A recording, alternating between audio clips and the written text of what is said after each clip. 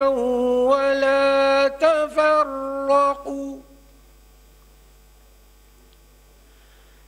واذكروا نعمة الله عليكم إذ كنتم أعداء فألف بين قلوبكم بنعمته إخوانا وكنتم على شفا حفرة من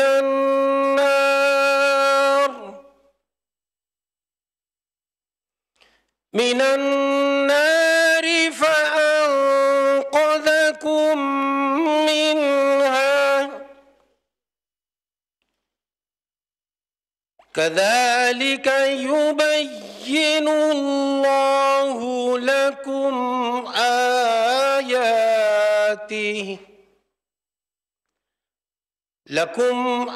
آياته لعلكم تهتدون صدق الله العظيم.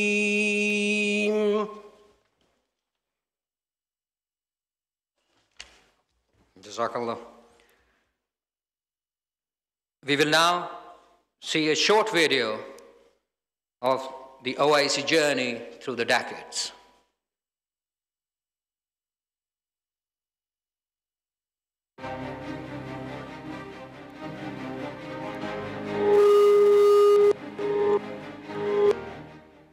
Unity is the key to our progress and success.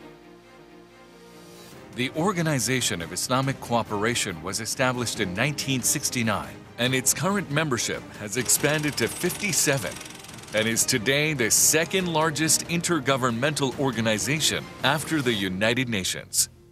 The OIC serves as the collective voice of the Muslim world and works to safeguard and protect the interests of Muslims worldwide in the spirit of promoting international peace and harmony. OIC member states constitute nearly a quarter of the world's population. The core focus of OIC revolves around preserving Islamic values while safeguarding the sovereignty and independence of member states, resulting in an unequivocal contribution to international peace and security. OIC's achievements are a testament to the success of our unity. The Palestinian people have suffered decades of foreign occupation and brutal repression. The OIC has always supported the legitimate rights of the people of Palestine. Owing to strong support by the OIC, Palestine was admitted to UNESCO as a full member in 2011 and declared an observer state by United Nations in 2012. A contact group on the Jammu and Kashmir conflict was established in 1994, which actively meets alongside OIC ministerial sessions. The OIC undeniably supports a peaceful resolution of the Kashmir dispute, in line with UN Security Council's resolutions. OIC contributed greatly to amplify Bosnia's voice in the Security Council. OIC has played a key role in providing humanitarian assistance across the Muslim world through its subsidiary bodies. As recently as December 2021, an extraordinary session was convened of OIC Council of Foreign Ministers to address deteriorating humanitarian situation in Afghanistan. OIC has unlocked an enabling environment for the economic development of all member states through an institutional infrastructure that allows us to forge robust commercial ties. To reiterate Pakistan's commitment towards technology and modernity, the Secretariat for Comstech of the OIC is situated here in Pakistan. The OIC adopted a 10-year action plan to combat Islamophobia and extremism in 2005. It established the Islamophobia Observatory to monitor and address global anti-Muslim sentiments. at the 47th session of OIC Council of Foreign Ministers in Niger in 2020. March 15th was unanimously adopted as the International Day to Combat Islamophobia through a resolution tabled by Pakistan. Pakistan led the OIC initiative to secure adoption of a landmark resolution by the United Nations General Assembly to designate 15th March as the International Day to Combat Islamophobia. This resolution was adopted with the unanimous approval of UNGA on 15th March 2022. Being a strong proponent of human rights, the OIC established the Independent Permanent Human Rights Commission, IPHRC, in 2011. This commission focuses on the rights of women and children while advocating the right to education and development, with a special emphasis on human rights education. Its goal is to counter Islamophobia and draw global attention to the rights of Muslim minorities. The human rights situation in Palestine is one of its serious concerns. The 8th OIC Ministerial Conference on Women adopted an important resolution on the protection and empowerment of women. Pakistan is one of the founding members of the OIC and has played an active role in the organization since its inception. Pakistan has a proud history of hosting major OIC events, including summits and Council of Foreign Ministers (CFM) meetings. Pakistan's primary focus is on unity, brotherhood, and prosperity of the Muslim Ummah. Pakistan is proud to host the 48th session of the OIC CFM in partnering for unity, justice, and development. We welcome you all to Pakistan. Allahu Akbar.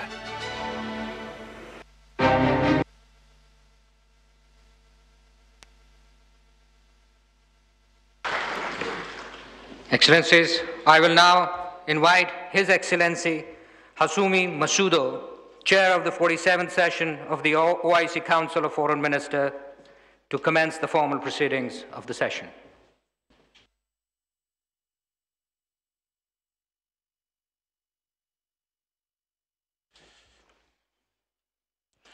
Bismillah ar-Rahman ar-Rahim. Que la paix et la bénédiction d'Allah, peace and blessings of Allah be on the noble Prophet Muhammad and his kin and companions. Your Excellencies, honorable participants,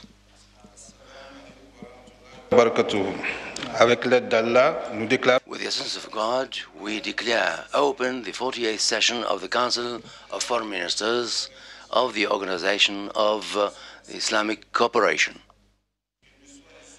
May I be allowed, Excellency, to take the floor from the podium for a brief intervention.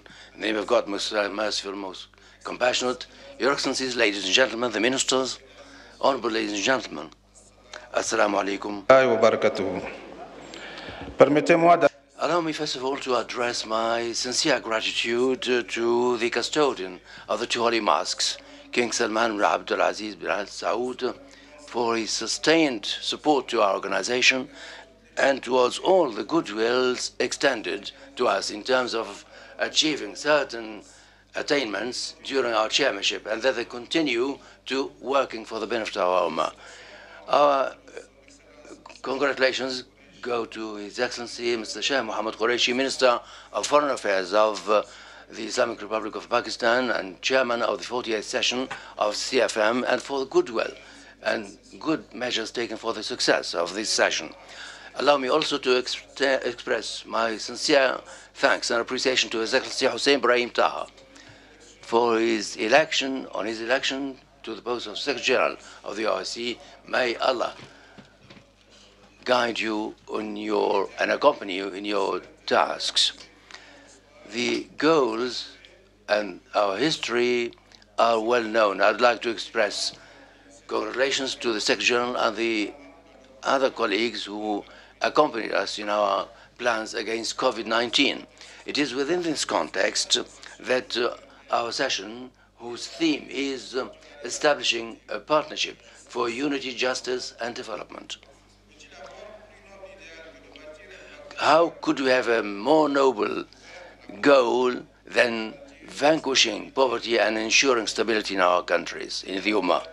This theme translates our will and determination, for there cannot be a partnership without equity, without justice, and the respect of these values are conducive to development.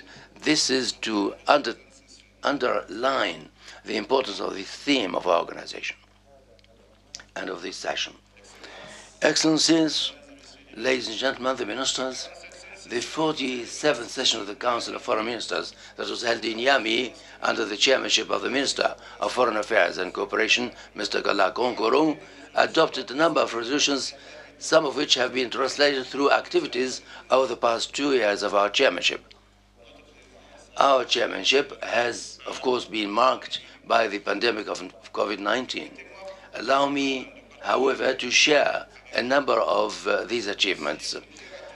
As a matter of fact, Niger held a number of seminars, both in person and online, that brought together a number of experts. In person, we held seminars on the challenges facing our Ummah in the combat against extremism and fanaticism in Africa, particularly within the youth framework. This has allowed us to exchange with youth views and take necessary measures for the benefit of the youth. We have also held 2 meetings, one regarding the contact group on Jammu and Kashmir, of which Niger is a member, and extended its support to the pertinent resolution of the OIC and of the Security Council of the United Nations. The second took place on the Al-Quds Sharif. I wish to underline our belonging to this committee and our consistent support to the Palestinian cause until they achieve their full fundamental rights. Excellencies, ladies and gentlemen, during our chairmanship, we have conducted discussions and a number of intergovernmental activities. The text adopted will be submitted for your consideration. I have in mind the rules of procedure on the meetings of the CFM and draft resolution of 447, draft resolution of rules of procedure for the contact groups, subject of the resolution 4/48, concerning the rules of procedure governing the action of the non-member states of the OIC. It has been discussed and will need further re-examination by experts. A number of discussions that we have undertaken with the expert groups have not been followed with positive results. Therefore, there is a need for enrichment and consensus. Concerning the encounter between the experts on violent extremism that we have carried out in collaboration with the General Secretariat without positive results, I wish to underline here that you have here an important opportunity to carry out and continue these discussions. Once again, I'd like to express thanks to you for your support for the achievement of the ambitions of the OIC in the Sahel region. This initiative will allow us to take into consideration the program of this part of the Ummah. On a different plan, I would like to encourage you for the pertinent views expressed during the brainstorming session. These exercises must continue to improve the forward march of our organization. In this respect, we need to continue to consider the possibilities available for proceeding to rotation of members similar to the Security Council, and to also put an end to the committee group. And I would like to thank again the authorities of the Islamic Republic of Pakistan for their efforts for the success of this session. Wassalamu alaikum. Je vous remercie. Donc, je voudrais... Allow me, therefore, to avail myself of this opportunity to announce the composition of the committee as follows for the 48th session. Chairman, Islamic Republic of Pakistan. Vice Chairman, State of Palestine, Republic of Cameroon, and Republic of Yemen. And then as rapporteur, Republic of Niger. Therefore, I would like to invite the Minister of the Foreign Affairs of the Islamic Republic of Pakistan to come and take the succession of our chairmanship.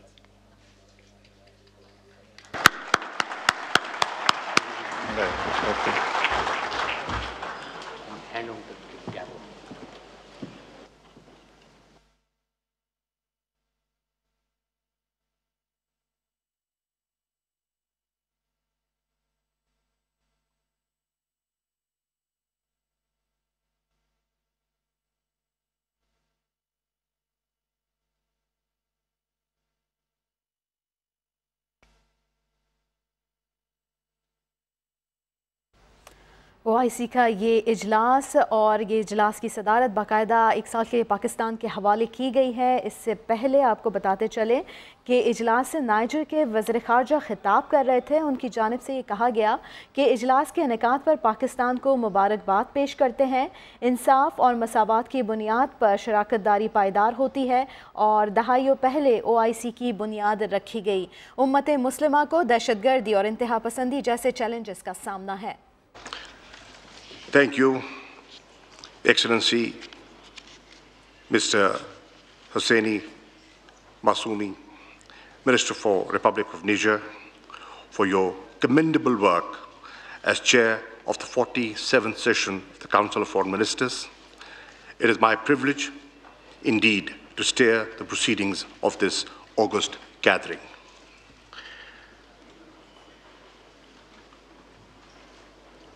I will now, as the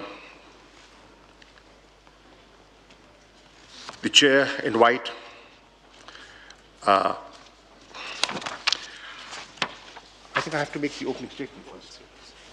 I will now, with your permission, Excellencies, make the opening statement.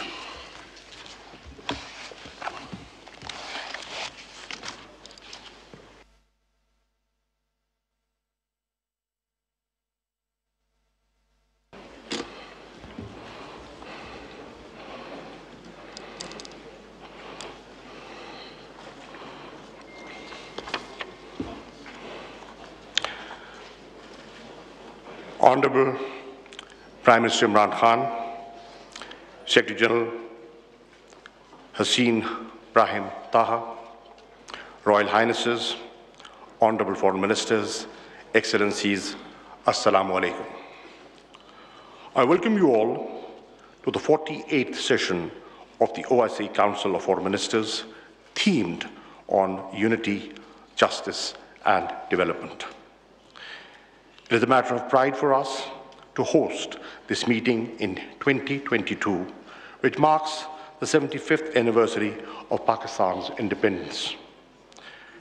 We commend the leadership role of the Kingdom of Saudi Arabia as the OIC Summit Chair.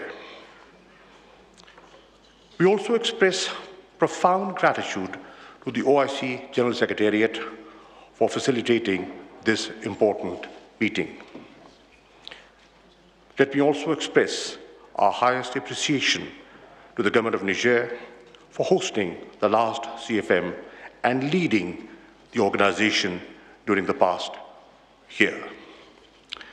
Distinguished delegates, I am confident that our work during the next 2 days will be guided by the eternal Islamic values of amity and brotherhood, as embodied in the Quran and the teachings of the Holy Prophet, peace be upon him.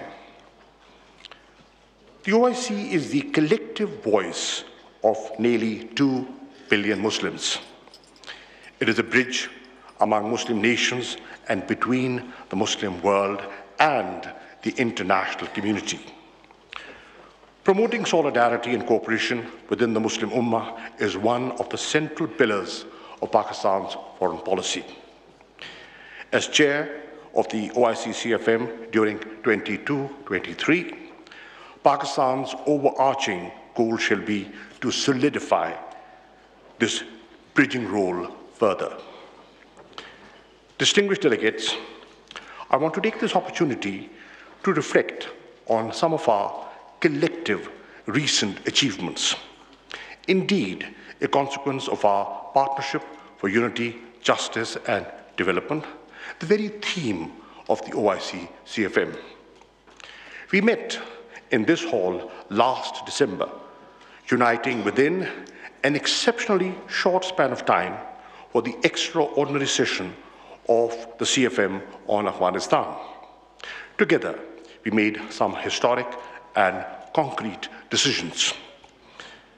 We agreed to establish the OIC Humanitarian Trust Fund. We appointed a special envoy of the OIC Secretary General. We launched an Afghanistan food security program. We strengthened OIC's presence in Afghanistan by reinforcing the OIC mission in Kabul. These actions that we took continue to go a long way with helping our Muslim brothers and sisters in Afghanistan in their greatest time of need. Also, you will recall, at the last OIC CFM in Niamey, we came together to call for an International Day to combat Islamophobia. Today, I'm proud to stand before you with the Muslim Ummah, welcoming the recent designation of 15th March as the International Day to combat Islamophobia by the UN General Assembly. The International Day to combat Islamophobia was designated such owing to our unity as the OIC. Pakistan is gratified to have played its role in garnering consensus on this important issue. Through the observance of this day, the OIC will enhance greater global awareness of Islamophobia and advance solutions through collective action. Further, while recounting our achievements, I also want to touch upon the tremendous work being done by our collective platforms. ComStec has been instrumental in enhancing cooperation and coordination in scientific and technological fields, including through partnerships, capacity building, and joint research programs. It is playing a leading role in the implementation of OIC Science and IT Agenda 2026. Pakistan is pleased to host the ComStec headquarters in Islamabad.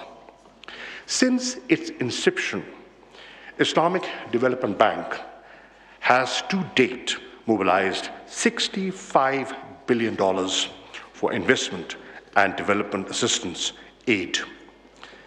It is one institution which has consistently been rated AAA across all international rating agencies. The Islamic Chamber of Commerce, Industry and Agriculture, based in Karachi, is galvanizing investment, influencing policy, making and undertaking initiatives for development of the private sector.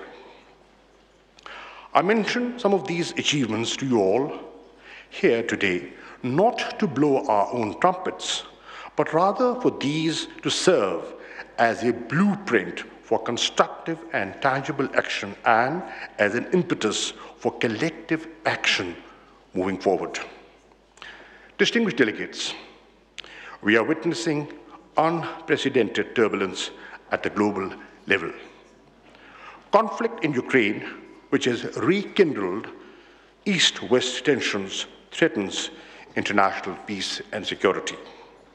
A new and destabilizing global arms race is underway. Conflicts among and within nations have proliferated. Political and military blocs are vying for more power at the cost of global equilibrium. World trade and growth are declining under the weight of technology wars. Inequality has become a defining feature of our times. The COVID-19 pandemic has increased inequalities through greater debt burdens, fiscal deficits, and liquidity crunch.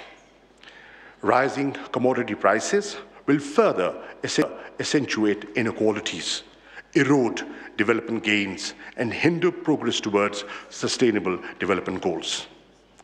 Climate change is accelerating and making parts of our Earth inhospitable and warmer than ever.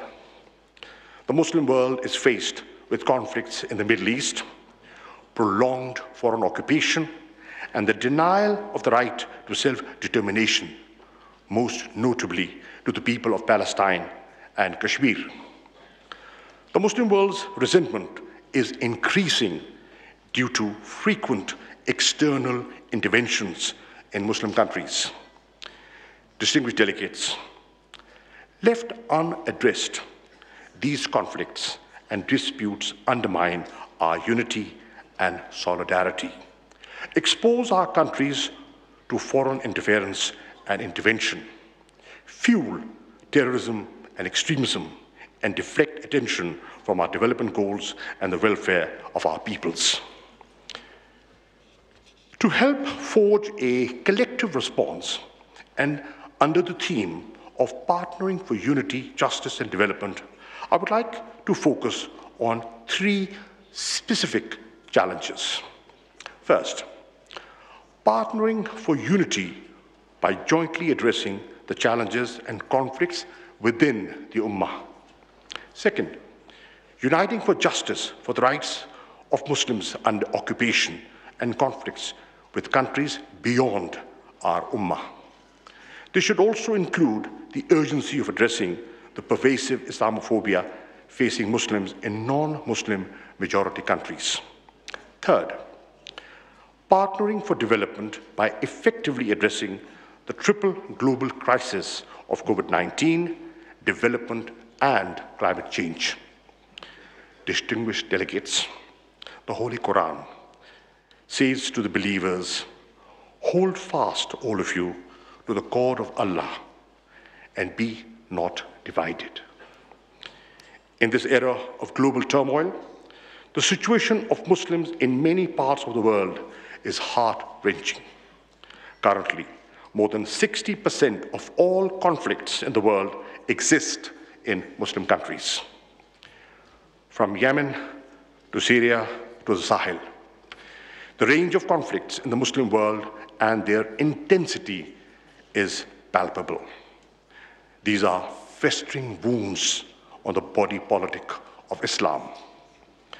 More than 2/3 of all refugees worldwide come from just 5 countries: Syria, Afghanistan, South Sudan, Myanmar, and Somalia.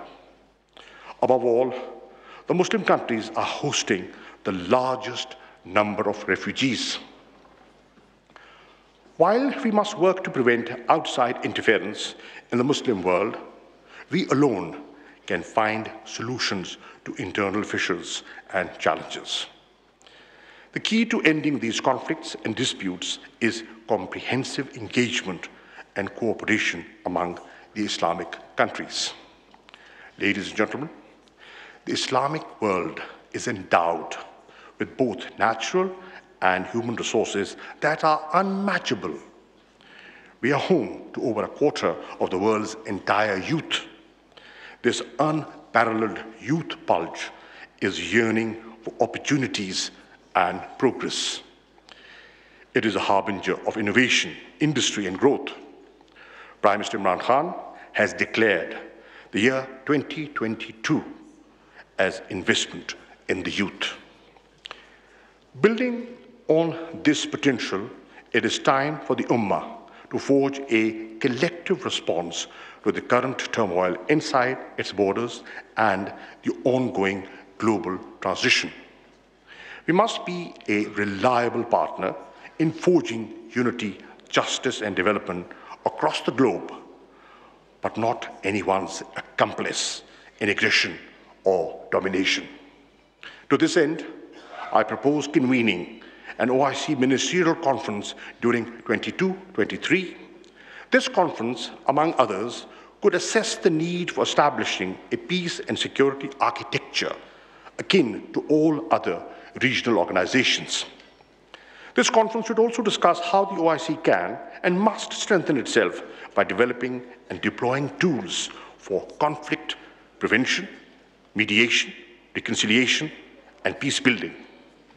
Excellencies, ladies and gentlemen, partnering for justice is an injunction from the Quran. Allah enjoins Muslims to be upholders of justice, witnesses for Allah. The vision behind the OIC creation was to raise the united voice of the Islamic Ummah against the injustices perpetrated against Palestinian Muslims under occupation. But even 50 years of the OIC establishment, after 50 years of the OIC establishment, we are far from seeing justice for Muslims in many parts of the world. The Muslims of Palestine and the Indian illegally occupied Jammu and Kashmir are still reeling under subjugation. For the last 7 decades, they have struggled to achieve their inalienable right to self-determination. Under the relevant United Nations resolutions, a permanent solution to the Palestinian question with the pre-1967 borders and Al-Quds al-Sharif as the capital of a viable, independent, and contiguous Palestinian state is essential. Similarly, Kashmir continues to bleed. The threat of genocide is most imminent in the Indian illegally occupied Jammu and Kashmir. The RSS BJP Hindutva-inspired government in India has unleashed a reign of terror by an occupation force of 900,000 in IIOJK since the 5th of August 2019. Akin to the situation in Palestine, this is accompanied by illegal efforts to change the demographic structure of the occupied territory and transform it into a Muslim minority region. This is a clear violation of international law, particularly the 4th Geneva Convention. Indian actions violate the resolutions of the UN Security Council and the OIC on Jammu and Kashmir. The illegal acts increased the threat of a conflict between India and Pakistan. Kashmiris are looking towards their Muslim brothers and sisters for support. India's violence against Muslims is not limited to IIOJK. Civil society organizations and independent observers have warned that Muslims in Hindutva-controlled India are also living under the threat of genocide. Our Holy Prophet, peace be upon him, said that believers are just like one body. When one of the limbs suffers, the whole body responds to it with wakefulness and fever. It is incumbent to resolve these challenges by partnering with the international community as well. Beyond adopting resolutions, we must take concrete and tangible steps towards permanent solutions. A similar resolve and unity is needed in countering the ideologies of hate, such as Islamophobia and right-wing racism. Repeated incidents of desecration of the Holy Quran and reprinting of caricatures have seriously hurt the sentiments of Muslims across the world. They also cause great anguish within the Islamic world. While we welcome the recent designation of 15th of March as the International Day to Combat Islamophobia by the UN General Assembly, we believe the appointment of the OIC Secretary General's Special Envoy on Islamophobia during this CFM would be a concrete step in coordinating such collective action. It should be our shared objective to ensure that deliberate insults and defamation of all religions, including Islam, should also be criminalized, and we must be united to achieve this. I propose that the Secretary General OIC develop a comprehensive report on the theme of partnering for justice and present recommendations to the next OIC CFM on how the OIC, through proactive and innovative diplomacy, could strengthen its role in securing justice for the long oppressed Muslims facing hateful ideologies and occupation.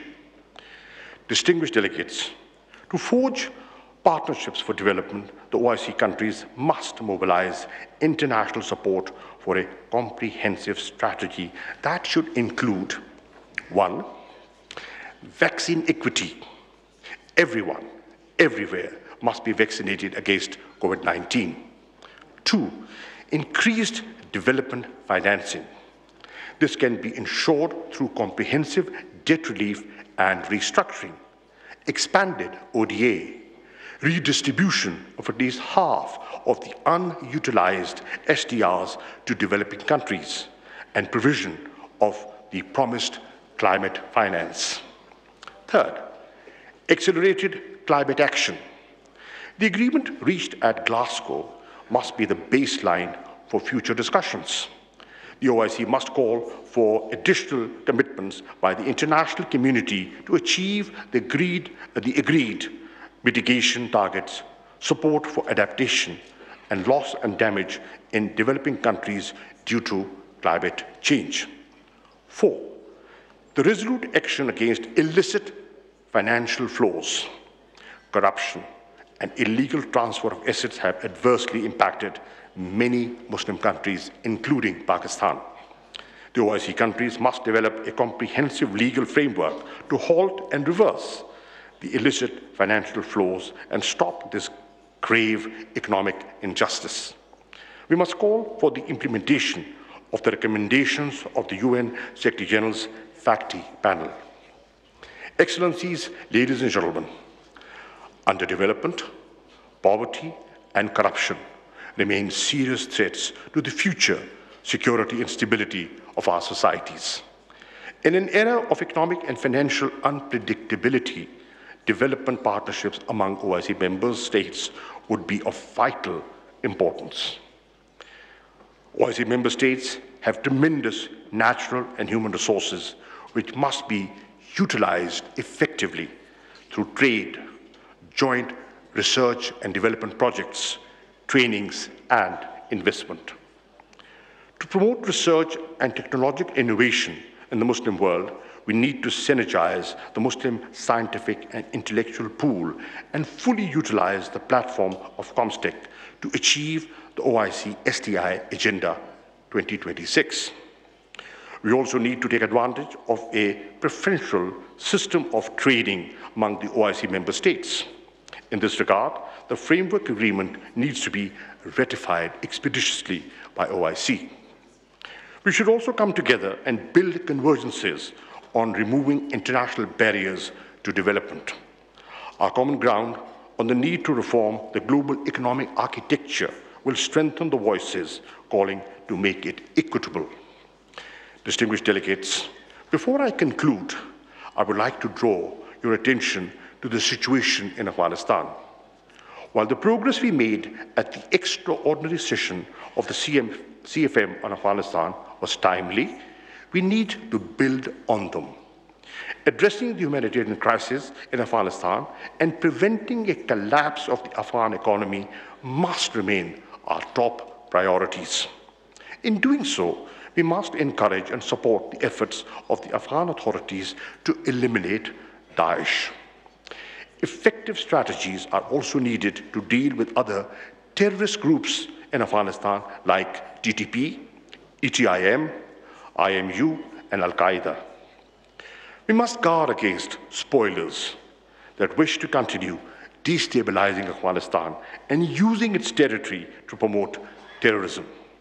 A peaceful, stable, inclusive, prosperous, and connected Afghanistan is in the best interests of us all. Ladies and gentlemen, the time has come for OIC to strengthen and equip itself to address contemporary challenges and conflicts confronting the Muslim Ummah. Pakistan stands ready to play its part as a bridge builder in promoting regional and OIC-driven solutions to these conflicts and disputes. With the hope and prayer for true OIC unity and solidarity, I thank you all.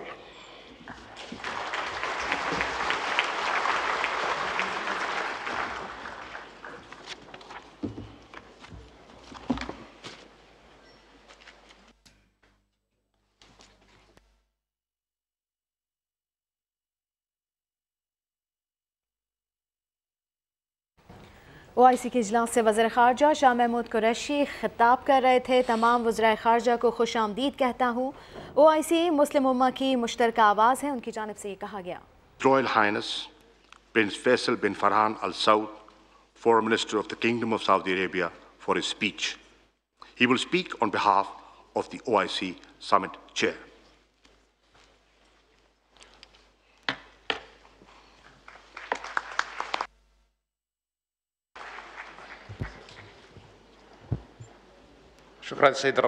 Thank you, Mr. Chairman. In the name of Allah, the Lord of Mercy, the Giver of Mercy and Praise,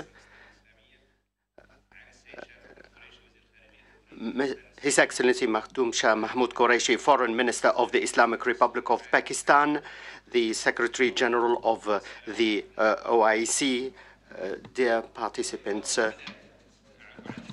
I wish to express my thanks for the Islamic Republic of Pakistan for the lavish hospitality accorded to us. I wish them full success in the chairmanship of the current session.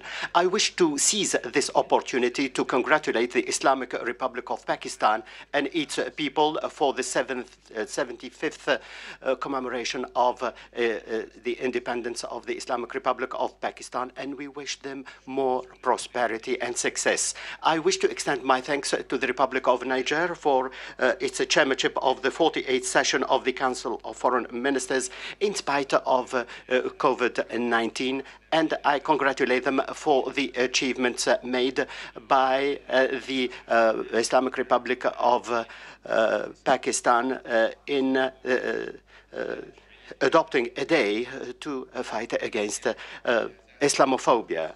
There are also more efforts made to achieve greater success in the Islamic Ummah. I wish to extend my thanks to the people working in the OIC Secretariat under the leadership of the Secretary General for the sound organization of this meeting. I congratulate them on the continued effort to achieve the noble goals of this organization. The Kingdom of Saudi Arabia believes in the role of the OIC in consolidating Islamic solidarity and in protecting common interests to preserve the noble, lofty values of Islam. This will lead to greater cooperation and understanding on the basis of mutual respect among all cultures and religions.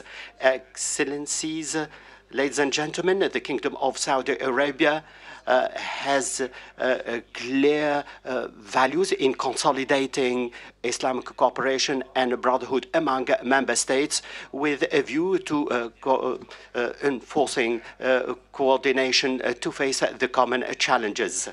And there was the meeting on Afghanistan in December 2020, and this was a successful meeting which led to the establishment of the Humanitarian Trust Fund under the IDB. Dr. Taha Khatib was appointed as a representative of this fund. The Kingdom reiterates the importance of the role of Islamic countries to achieve peace and security in Afghanistan.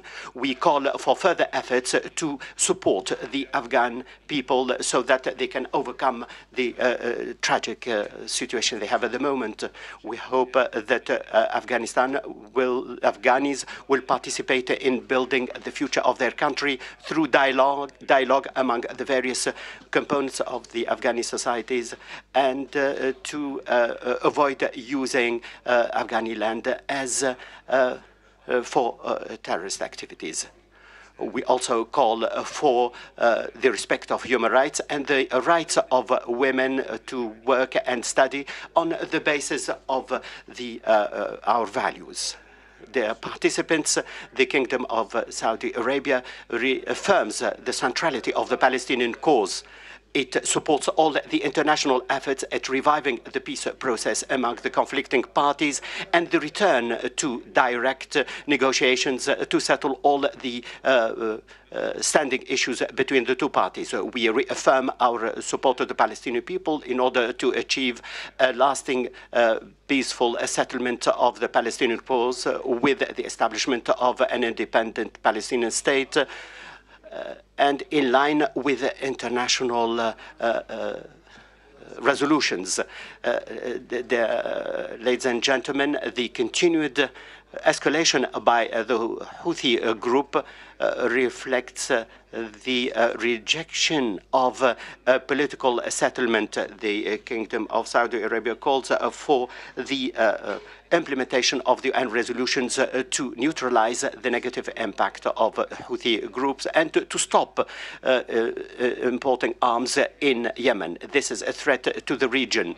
We reiterate the importance of the role of brothers to apply more pressure on the Houthis so that they can stop jeopardizing maritime security.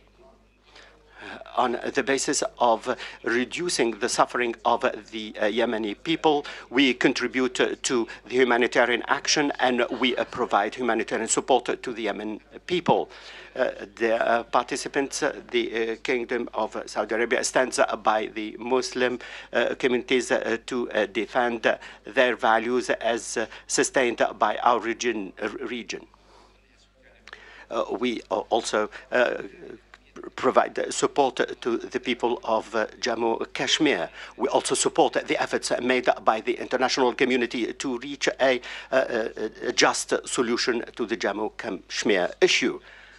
Excellencies, ladies and gentlemen, the Kingdom of Saudi Arabia is making steps to achieve its ambitious vision. We hope that this will be a model for the rest of the world. I would like to seize this opportunity to extend my thanks who have accepted to support the event in our country, and this will promote our values. We reiterate our support for the efforts made by this organization. We believe that this is the second international organization. It represents the third population of the world. We hope that this meeting will lead to success and will achieve more prosperity for our people. I thank you very much for your attention.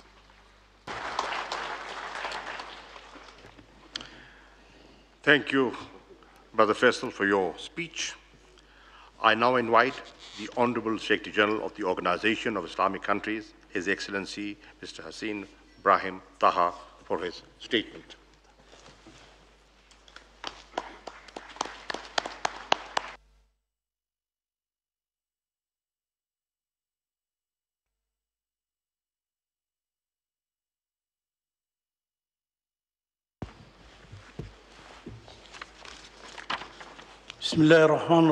In the name of God, most gracious, most merciful, Your Highnesses, Excellencies, Honorable ladies and gentlemen, it is gratifying for me, first of all, to express in my own name and on behalf of the Organization of Islamic Cooperation my sincere thanks and appreciation and gratitude to the government and people of the Islamic Republic of Pakistan for the warm welcome extended to us and the excellent and serious cooperation and coordination that we have noted in the preparation for this present 48th session of the Council of Foreign Ministers of the OIC. Whilst we congratulate the Islamic Republic of Pakistan on its assumption of the presidency of this current session, I would like to express my deep appreciation for its strong commitment to the OIC and its valuable contributions to promoting joint Islamic action. Such a firm commitment is bound to ensure the success of the present session. It is indeed for us a great pleasure that this session coincides with the Islamic Republic of Pakistan's 75th Independence Day. As we extend our warm congratulations to it, we appreciate the achievements it has made for its people and the challenges it has overcome with a strong will and determination. We wish the Islamic Republic of Pakistan further progress and prosperity. I would also like to commend the efforts of the Republic of Niger during its presidency of the CFM's 47th session under difficult circumstances overshadowed by the COVID-19 pandemic. That session has been crowned with full success and given prompt support for the forward march. I would like here to renew my high appreciation to the Kingdom of Saudi Arabia, the host country, chair of the 14th session of the Islamic Summit, for its sustained support of the OIC's activities and the General Secretariat's work under the patronage of the custodian of the two holy mosques, King Salman bin Abdulaziz Al Saud, and of his Crown Prince Mohammed bin Salman and Vice Chairman. May Allah preserve them both. Your Excellencies and Highnesses, ladies and gentlemen, allow me to renew to you and your governments my thanks and appreciation for the support you have given to me while assuming my duties as Secretary General of our prestigious General Secretariat of the OIC, and to assure you of my firm commitment to work as per the requirements of the OIC's Charter to defend the issues of the Islamic Ummah and observe the decisions and resolutions adopted by the Islamic Summit and the Council of Foreign Ministers. Your Highnesses, Excellencies, ladies and gentlemen, I would like to welcome the distinguished representatives of the international bodies and regional ones, partners of the OIC. Their presence is a testimony of the interest they attach to the role of the organization in contributing to peace, security, and development worldwide. The OIC is satisfied with the dialogue and cooperation it entertains with them all. Your Highnesses, Excellencies, ladies and gentlemen, our present session is being held under the theme of partnership for unity, justice, and development, a theme that is quite topical for the achievement of the aspirations of our peoples, with the OIC in this particular conjuncture in which the Islamic Ummah finds itself confronting multiple types of challenges.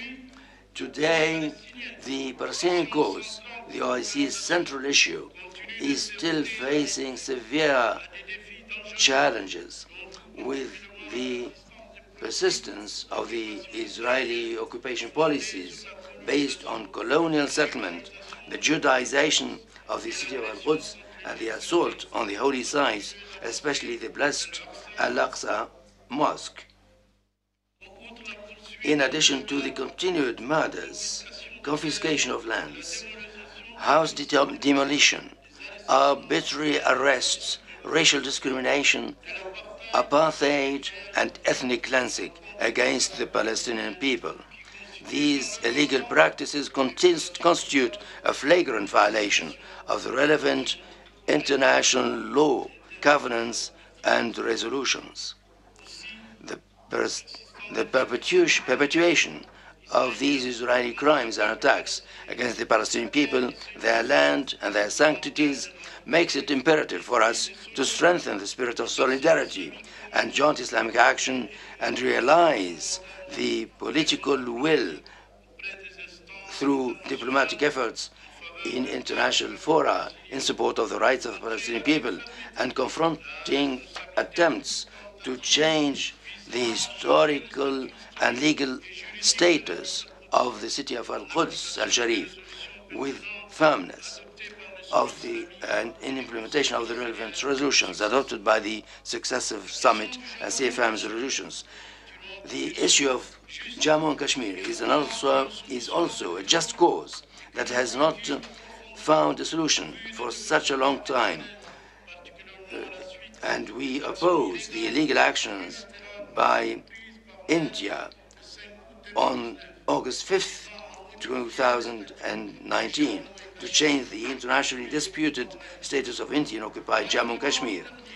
In last November, a high-level delegation from the General Secretary of the OIC, led by the Assistant Secretary General for Political Affairs Special Representative of Jammu and Kashmir, with the participation of the Assistant Secretary General for Humanitarian, Cultural and Social Affairs, effected a visit to Pakistan and Azad Jammu and Kashmir within the framework of the implementation of the mandate entrusted to the General Secretariat under Resolution 1047 on the dispute of Jammu and Kashmir as adopted by the Council of Foreign Ministers.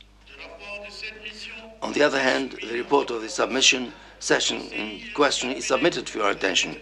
The OIC is called upon to redouble its efforts in support of the people of Jammu and Kashmir, including their rights to self-determination in conformity with the resolutions of the Security Council of the United Nations.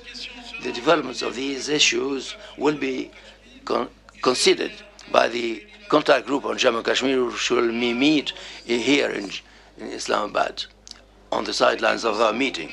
With regard to Afghanistan, we have followed all the aspects and the implementation of the resolutions issued from the 7th Ministerial Council held in Islamabad on 19 December 2021. In Islamabad, in this regard, I've assigned my special envoy to Afghanistan directives to cooperate with the Islamic Development Bank that has graciously prepared the legal framework and the legal fund as established by the SAFM. The fund will be officially launched on the margin of this present session.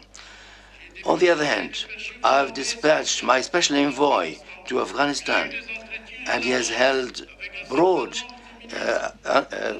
discussions with the ministers in Kabul concerning the efforts of the organization in the humanitarian, political, and economic field.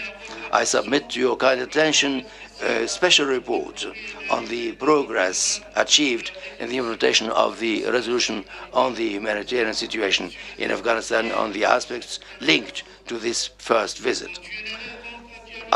Therefore, we shall continue dialogue with the authorities in Afghanistan, with international partners, with the objective to achieve peace, security, and development in this member country of the OIC. With regard to the aggression of the Republic of Armenia against the Republic of Azerbaijan, and a meeting and an agreement was held on November 2020 and put an end to the aggressions, Azerbaijan expressed concern in the face of non-observance of the Republic of Armenia of its obligations as stipulated in the agreement between the concerned parties. The General Secretariat concerned with the delayed settlement of the conflicts and under the CFM and the International Council will continue its interest of this issue. Excellencies, honorable ladies and gentlemen, the situation in Yemen still causes deep concern for our organization, which has committed itself to support Yemen's unity, sovereignty, and independence and territorial integrity, alleviating the human suffering and the conflict on the basis of international law, namely the initiative of the Gulf states and the executive mechanisms and the conclusion of the Conference of National Dialogue in Yemen and the resolutions of international legality, especially the resolution 2216/2015 of the United Nations Security Council. In this context, the General Secretariat of the OIC salutes and hails the idea that the General Secretariat hails the initiative announced by the Ministerial Council of the Gulf States to organize Yemeni consultations at the Saudi capital in Riyadh at the end of the present month. An initiative that will make it possible to fill the gap between the Yemeni brothers and to engage in an action to stop the blood selling, and to continue the action and for the stability and security in the region. In this context, we renew renew our appreciation to the Kingdom of Saudi Arabia for its unremitting efforts and initiatives to contribute to expediting a peaceful and lasting solution to the Yemeni crisis. I also reiterate the thanks and appreciation to the Kingdom of Saudi Arabia and the Emirates for their solidarity with our organization in the face of the condemned attacks by the Houthi militants against civilians and civilian targets. Over the past period, developments in Libya, in Sudan and Somalia have been subject of continued consideration of the General Secretariat, which encouraged all parties concerned to adopt dialogue, and we today encourage them to redouble their efforts to overcome differences and lay the basis for stability and peace, for development, and to ensure that the interest of their peoples prevails. With regard to Syria, the General Secretariat continues supporting the efforts of the United Nations to achieve a peaceful solution to the crisis in conformity with the Declaration of Geneva and the resolution of the Security Council. With regard to Iraq, the convening in October 2021 of the anticipated early elections represent a positive element that we have registered and that we hail. As you all know, the political and security challenges and developments faced by the Sahel countries, Burkina Faso, Mali and Niger, and the Lake Chad Basin, Cameroon, Chad, Niger and Nigeria, as well as Central Republic of Africa, Mozambique and Guinea, reflects an important interest for the OIC. We underline the need to increase efforts to achieve peace and stability in these regions, and we call on the member states and the OIC institutions, as well as international partners, to help these regions to face up to the challenges confronting them. It is within this framework, to give a new launch for our organization in Africa, including in the Lake Chad and Africa, that I paid a visit in the current month to Chad, Cameroon, Niger and Senegal. And I had an opportunity to discuss with the leaders in those countries regarding these issues and ways and means to strengthen the OIC support to those countries. On the other hand, the delegations, high-level delegations from the OIC General Secretariat, led by the Assistant Secretary for Political Affairs, Dr. Dubey, paid a visit to Abuja to hold discussions with the leaders of the Commission of the OCDAO on ways and means to strengthen cooperation and coordination of efforts so as to contribute to peace, security, and development in the region.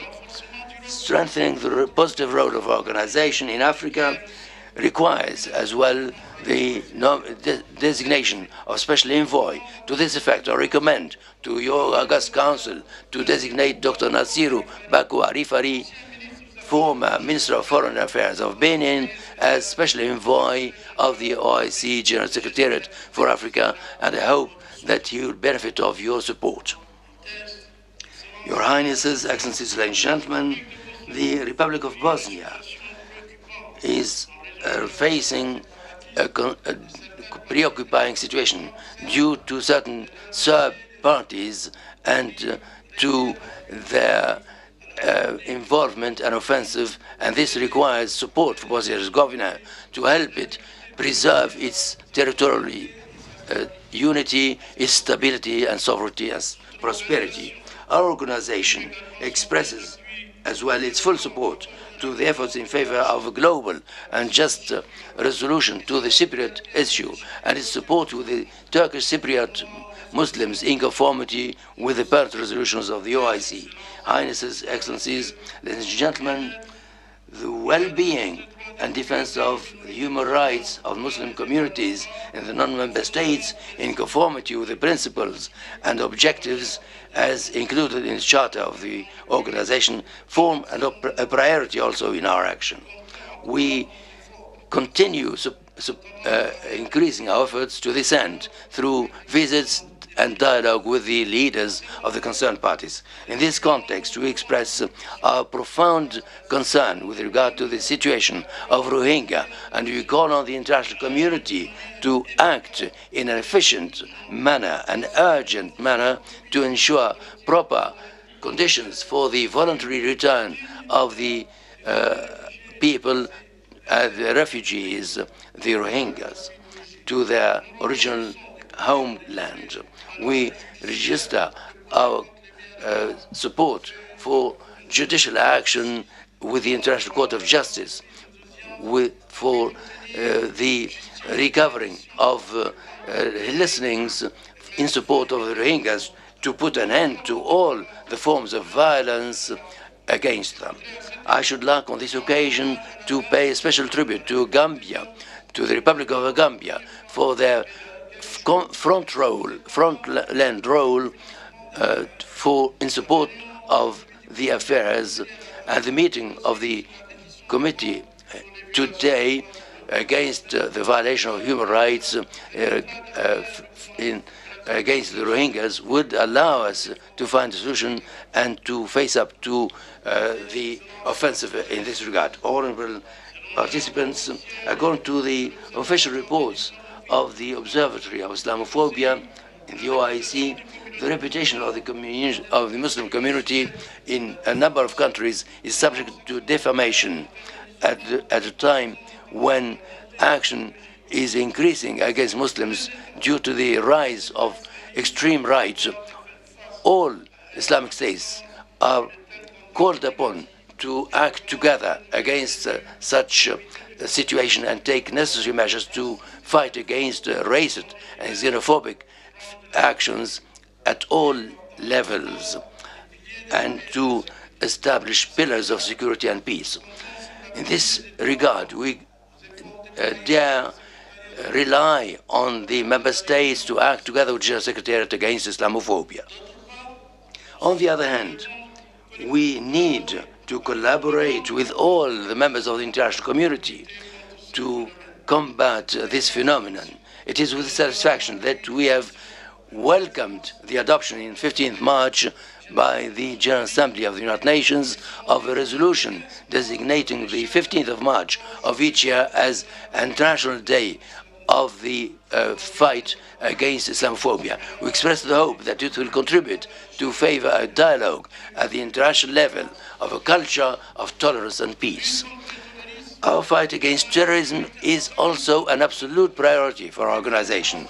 In order to face up to this phenomenon, we have established a multidimensional strategy on the basis of international law and the Convention of the OIC on Anti-Terrorism Act, including the question, one of the issues to which we attach special attention. I would like to draw attention to strengthening cooperation between the member states in culture and civilization. This is a subject of consultations that the General Secretariat is undertaking with the member states and international and regional bodies that partners in this field. And this is the object of active action in this regard. Well, I would like to avail of the opportunity to congratulate the UAE for having hosted the exhibition 2022, which has been the subject of consistent cooperation between the member states. Your Highnesses, Excellencies, ladies and gentlemen, in the field of social development and protection of values and regarding the institution of marriage and family, the General Secretariat is getting ready to convene other meetings of experts to achieve the discussion of the project of Convention of the OIC on the rights of children in Islam, a project that was elaborated with the Permanent Commission and Independent Commission of Human Rights, IPHCR. With regard to the freedom of women and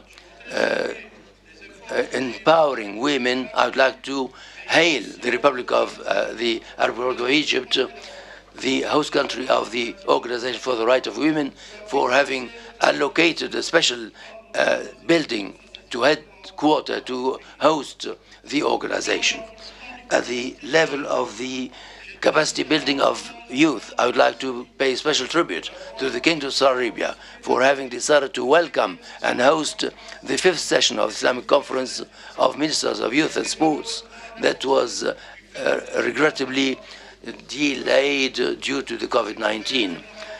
This General Secretariat continues its coordination with the Saudi authorities with regard to set a special date for the said conference. In terms of the media, the organization have sped up its investments in new media to enlighten the member states and the public and international public opinion regarding the vital issues for the Islamic Ummah and for the Muslim communities in non-member states, as well as to educate the world about its projects and efforts in support of the least developed countries to face up to the propagation of the coronavirus pandemic.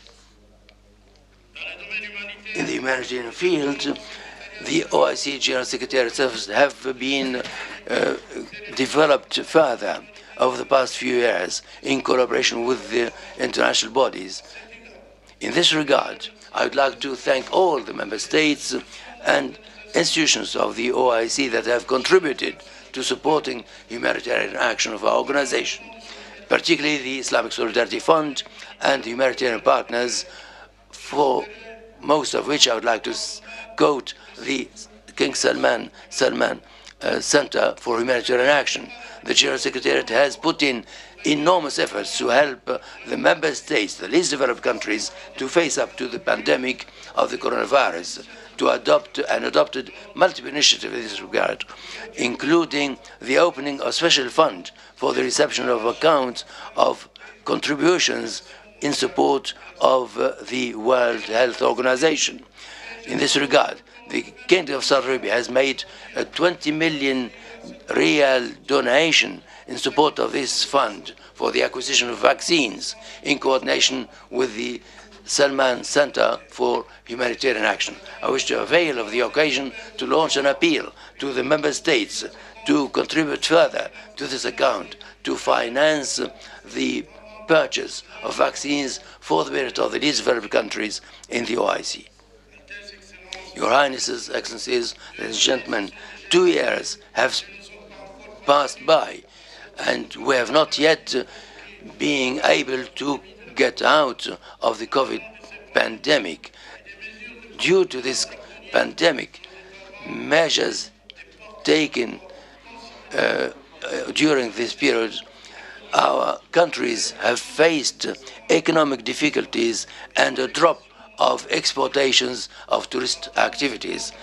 Based on this fact, the post-corona action occupies a special place in our action. In this regard, our organization has paid particular action for the implementation of these programs and economic projects in agriculture, in rural development, food security, employment and protection, social protection, and strengthening exchanges in trade and encouragement of investment in order to ensure the realization of the objectives as announced in our action program OIC 2025. Bearing in mind the importance of cooperation in the economic and trade fields between the member states and within the framework of the implementation of the resolutions issued by your council to organize a forum on investment in Africa, I've accorded particular attention to this issue, and I'm about to finalize the details of which I will inform you in due time. I'm happy to inform you also that the 8th session of the Islamic Conference of the OIC on food security and agricultural development held in Istanbul in the Republic of Turkey on 25th to 27th October 2021 has given a new impetus to cooperation in the sector.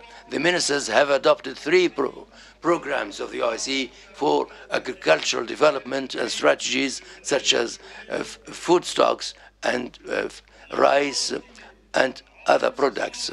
Within the same framework, the OIC Tourist Conference and Labor conference that will be held this year, respectively in Azerbaijan and the UAE, will allow the member states of our organization to take stock of the current situation in this particular sector and to elaborate a common strategy such as to enable us to face up to the challenges and alleviate the adverse effects of the coronavirus on the sectors of tourism and labor. Excellencies, Highnesses, the OIC has intensified its action in favor of strengthening cooperation between the member states in order to ensure the progress of its agenda in the field of science, technology, higher education, health, water and environment as fundamental pillars of the strategy of the OIC for the eradication of poverty,